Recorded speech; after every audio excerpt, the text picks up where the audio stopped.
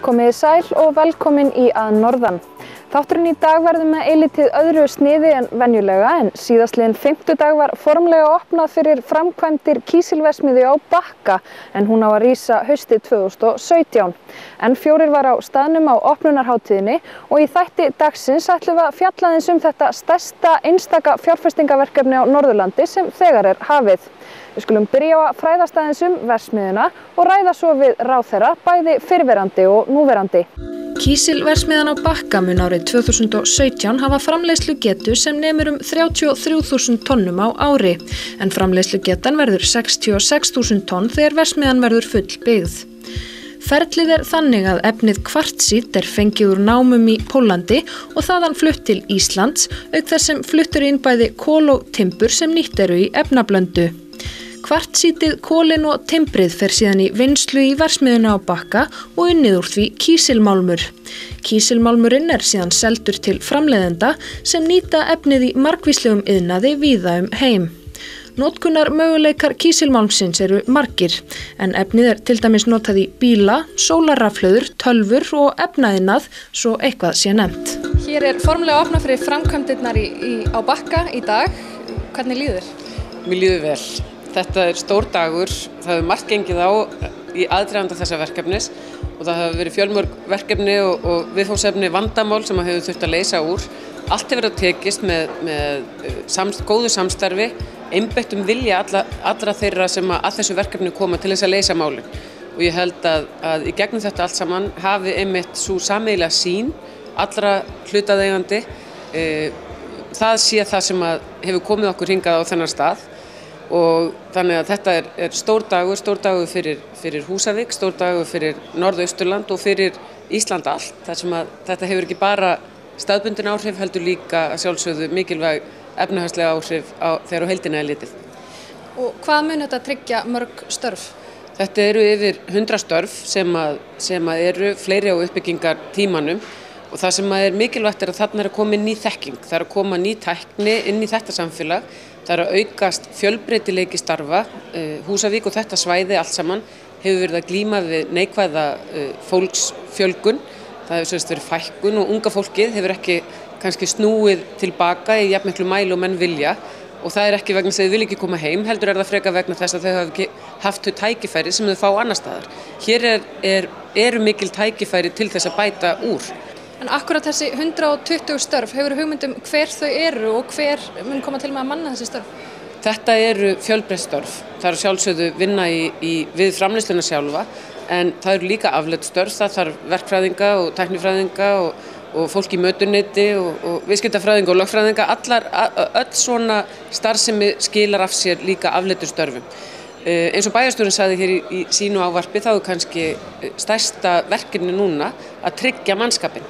Og þá það þarf að leita hér á svæðinu, en einnig sér maður fyrir sér að það þurfa að koma annar staðar frá, hvort sem að það innlendir eða erlendir sérfræðingar, það verður tíminn að leiða í ljós. Ríkið ætlar að veita ýmiss konar lán og afslátt á gjöldum, til dæmis hafnagjöldum, það væntanlega kemur frá bænum. Það almenningur sem mun standa straum af þessum kostnaði? Það hafa verið sett þetta verkefni sérlög sem voru gerð á síðasta kjörtímabili. Þau voru umdeild, það voru ekki allir sem voru stuðningsmenn þeirra og það að veita ákveðnar ívilnanir alltaf eitthvað sem að menn hafa skipta skoðanir á. Við höfum núna sett þessi máli þannig farveg að við erum með almenna löggjöf, þannig að fyrirtæki í hvers konar nýfjárfestingu vita að hverju þau ganga. Hér var gengið lengra og það var rökstutt og réttlætt með því að hér þetta brautryðjandi, þetta nýtt verkefni, þetta svokallað kalt svæði. Þingið samþykkti það, Eftirlitsstofnun EFTA samþykkti það, þannig að hér erum við komin á þennan stað. Ég hef trú á því að þegar til lengri tíma litið, þá muni þetta skila sér margfalt tilbaka til ríkissjóðs og til samfélagsins hérna, vegna þess að það verið að byggja hér til langs tíma og það ívilnanir sem nú eru reiddar af hendi munu skila sér í aukinni fjárfestingu og aukinni verðmætasköpun. Það markmiðið með þessu öllu saman. Þú talaðir það í ræðunni þinni að það væri sennilega einn hlutur sem allir stjórnmálamenn getur verið sammála og það er mikilvægi þess að skapa störf. Hversu mikilvægur liður er akkurat þetta verkefni í því?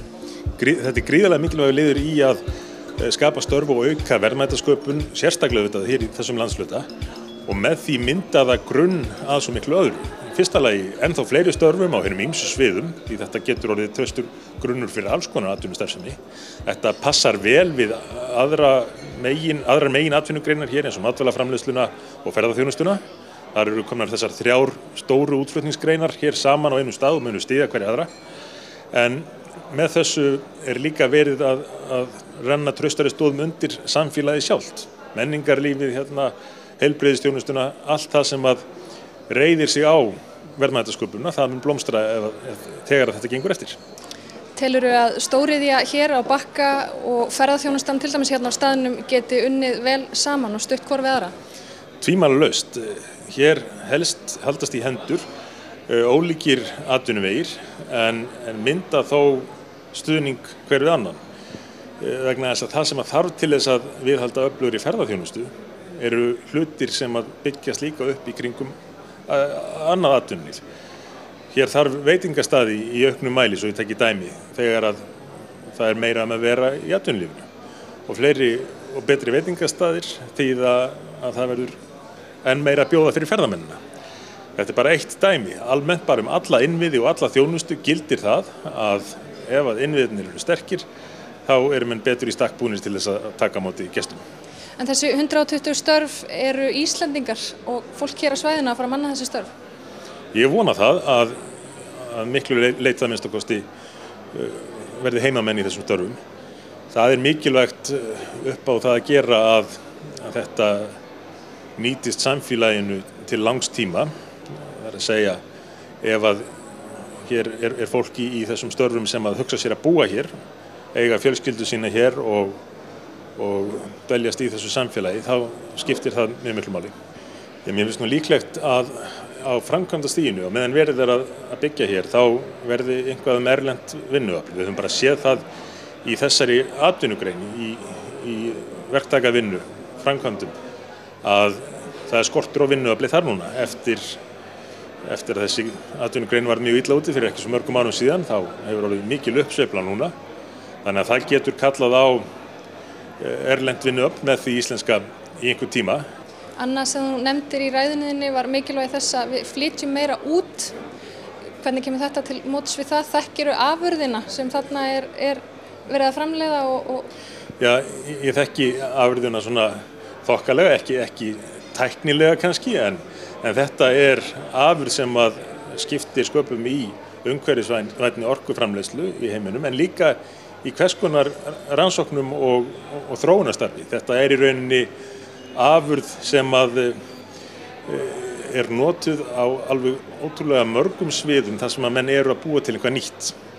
Þannig að hér eru við að nota endurvinnanlega græna íslenska orku til þess að gera öðrum þjóðum kleift að framleiða sína endurnýjanlegu orku og þróa nýja hluti, nýja tækni.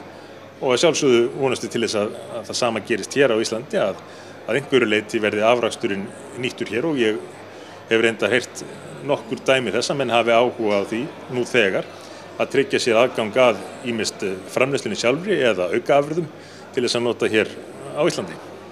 Það er auðvitað lykilatriði í þessu öllu saman að það hefur tekist að tryggja fjármögnunina, bæði þýsku fjármögnuna, þýsku bankana sem að koma að þessu, og fjármögnun hér heima fyrir, ýmist í formi lána eða þá eigin fjárframlags, og maður vonar það auðvitað að í þessu verkefni og öðrum vænlegum verkefnum á sviði iðnaðar og annarra fjárfestingar á Íslandi sem að við sjáum ýmist að fara á stað eða verða að leggja drögin að þar komi íslenskir fjárfestar að, ekki hvað síst lífeyrissjóðirnir, þannig að verðmæta sköpunin, ávinningurinn verði sem mest eftir hér í landinu. Hér erum við í dag, það er ljóst að kísilverksmiðja á Bakka mun rísa. Hvernig líst þér á þetta? Ég er mjög ánægður og glaður að þetta er komið í höfn, þetta mál, og ekki bara kísilverksmiðjan að rísa, heldur verður hér fjárfesting í innviðum og orkugeiranum sem er til framtíðar, þannig að hér skapast þróunar möguleikar og ég trú á það að þetta svæði muni þykja spennandi kostur fyrir lítil og meðalstór iðnaðarfyrirtæki sem bætist svo við og ef að það getur orðið svona jöfn og góð þróun þá fellur það mjög vel að aðstæðum hér á svæðinu, þannig að ég tel að þetta hafi endað mjög vel. Og telurðu að á endanum hafi þetta verið besta lendingin? Já, ég tel að þetta hafi allavega miklu gæfulegra heldur en hugmyndir eitt risastórt álver sem hefði náttúrulega sogað upp alla orkunýtingar möguleika hér í sýslunum og vatnsaflið þar með talið. Það hefði orðið mjög umdeilt ef menn hefðu verið að bera víurnar í Gjástykki og Skjálfandafljót og svo framvegis. Í staðinn erum við að leggja stað í mjög viðráðanlegum áfanga sem að vinnumarkaðurinn ræður líka hlutfallslega betur við og fólksfjöldin á svæðinu og allt það. Því ekkert að leyna að bæði ríki og sveitarfélög urðu að teygja sig þó nokkuð til þess að gera þetta veruleika og ég þekki það mjög vel af eigin raun því að þetta var í mínum höndum sem atvinnuvega- og nýsköpunarráðherra þegar að samningarnir kláruðust. En neikvæðar hliðar, hverjar eru þær? Já, auðvitað eru ýmsar efasemdir sem sagt iðnað af þessu tagi uppi og það alltaf spurning hversu vel mönnum tekst að sem sagt nýta sér þetta til viðspyrnu í byggðamálum. Það ekkert sjálfgefið í þeim efnum. Ég legg áherslu á að menn fari ekki fram úr sér. Við ætlum ekki að enda þetta þannig að hér standi eftir 2 tómar blokkir af því að menn hafi rokið til og byggt of mikið íbúðarhúsnæði í Bjartsýni eða eitthvað slíkt. Þannig að það þarf að stíga yfirvega til jarðar. Það eru auðvitað hættur og miklar áskoranir í máli af þessu tagi. En menn hafa reynslu annars staðar frá sem menn geta lært af og svo trú ég því bara að Þingeyingar séu svo skynsamir að þeim muni farast allt þetta vel úr hendi. En þetta áskorun fyrir sveitarfélagið og allt svæðið og samfélagið, það ekki því að leyna. Ein spurning að lokum, þú talar 120 störf og það svona talan sem maður heyrir í samanburði við til dæmis ferðaþjónustu sem bara á þessu litla svæði hefur verið mjög vaxandi. Þar hafa skapast fleiri hundruð, ef ekki 1000 störf á Íslandi síðustu ár. Hvernig berðu þetta saman? Já, ég ber þetta saman þannig að þetta hluti af mjög ánægjulegri þróun á Íslandi að atvinnulífið að gerast fjölbreyttara og við ekki jafn háð lengur bara fiski og áli eins og við vorum kannski fyrir 10 árum síðan. Ferðaþjónustan náttúrulega komin inn sem þessi stóra kraftmikla grein og hefur nú heldur betur skipt okkur máli hér því að hún hefur fyllt í skörðin sem að sköpuðust þegar að minnkaði starfsemi í úrvinnslu, landbúnaðarafurða, í sjávarútveginum og svo framvegis. Og við værum nú mjög illa stödd hér ef ekki hefði komið til vöxturinn í ferðaþjónustunni. En það mjög gott að fá síðan fleiri stoðir undir atvinnulífi, bæði svæðisbundið og í landinni í heild. Á opnunarhátíðinni komu saman margir þeirra fjölmörgu einstaklinga sem koma að framkvæmdunum og undirbúningi þeirra. Meðal annarra voru þarna fremstu menn fyrirtækisins PCC sem reisir verksmiðjuna en einnig fulltrúar frá SMS Group sem hanna verksmiðjuna og stýra byggingu hennar. Við skulum heyra í þeim næst. I'm sure that you had some other options other than Iceland, other than Húsavík. Why is PCC excited to do this here in this location? We can say it's 2 reasons. First, the energy. Second, or maybe the other way around. First, the people, and then the energy. We feel that Iceland is a place with highly professional, highly skilled people that we can gather to make this project real and to operate it at a later stage. And of course, the first reason if you come to Iceland is always, if you have an energy-intensive process, the energy. Obviously, people have disagreed in the past over whether to do this or not. In your opinion, what will the people of Iceland and the people of Húsavík and the neighboring areas benefit from this project?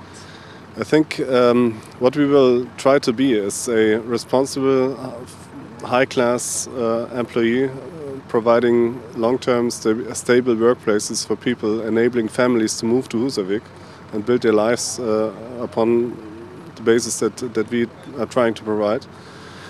I think it is a big step for the region as it is for us. It's the new silicon metal plant. We have gathered the best experts available to even increase the quality of the plant that's being provided by our turnkey partner SMS CMAC.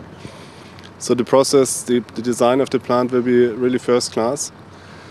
And I think it will be for PCC a milestone project and one of our best, definitely. How will you consider environmental issues in this particular project? Since our plants are designed for the long-term production, we are following all the local, the European but also international environmental standards, and we have taken the latest state-of-the-art technologies for the fume dedusting and for also for noise emission and so on under consideration. The location here at Bakki has been criticized in regards to earthquakes. How will you tackle that in your design here? We have been provided with a feasibility study, including a soil report and all the environmental preconditions like temperature, like wind strength and like snow force and everything, including earthquake recommendations or assumptions. And we take this into consideration for the designing of the plant, for the foundation, the concrete, for the steel structure and also for the machinery. And we have considered the Earthquake Code 8, which is according to a certain industrial standard defined. And this is the basis for our design, and I think that's the utmost we can do, and I think it is safe for the workers who will later on work in the installation at the works, and also for the installation itself.